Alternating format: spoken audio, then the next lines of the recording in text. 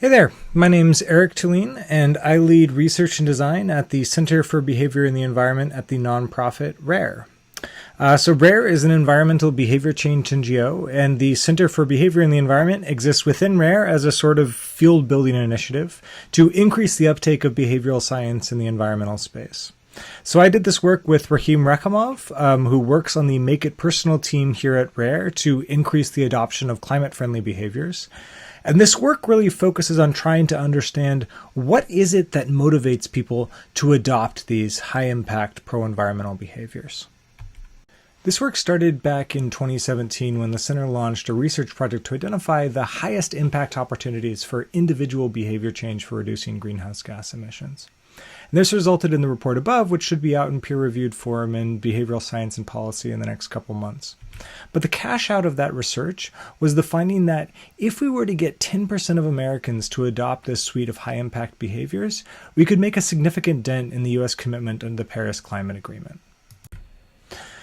But the important thing to stress here is high impact. So we aren't talking about recycling or turning off the lights. The actions we identified included switching to a green energy provider, switching to an EV, installing rooftop solar, and purchasing carbon offsets. And the report led RARE to launch a program called Make It Personal, which focused on how to apply behavioral science insights to develop interventions to increase the adoption of these behaviors. And the first research question we had was what psychologically appears to be driving the behaviors. So it'll surprise none of you to learn that we are far from the first folks to ask what drives pro-environmental behavior. And when we reviewed the literature, we found three kind of running themes. So the first was climate change beliefs. Recognizing the human cause of climate change and their negative effects has been shown to predict various green behaviors. The second was political orientation. So conservatives are less likely to engage in pro-environmental behaviors even after you adjust for various demographics. And finally, we've got social expectations, the underpinning of social norms. So a robust literature has shown that shifting these can drive various forms of pro-environmental behavior from energy conservation to littering.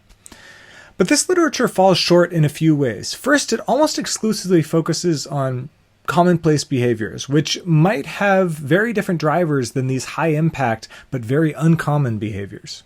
Second, no one has attempted to understand the relationship between all three variables, meaning that confounding could explain some of those past results. To address this, we launched a 1,500 respondent survey quota matched to the U.S. Census. We measured each of these constructs as well as intention to perform these high-impact behaviors in the next year. I only have time to show you a couple key findings. So in these models, you see the unique value of each of those constructs predicting intention to perform each of our high-impact behaviors. First, I want to draw your attention to how similar the coefficients for each of these four models are. What predicts solar is more or less the same thing that predicts green energy, offsets, and electrical vehicle adoption. But working our way up from the bottom, we see what doesn't matter. So first off, once you account for these other predictors, political orientation predicts almost nothing. In fact, the only significant predictor is conservatives being slightly more interested in offsets. Second, we see that again, once you adjust for other beliefs, believing in climate change doesn't seem to be all that important.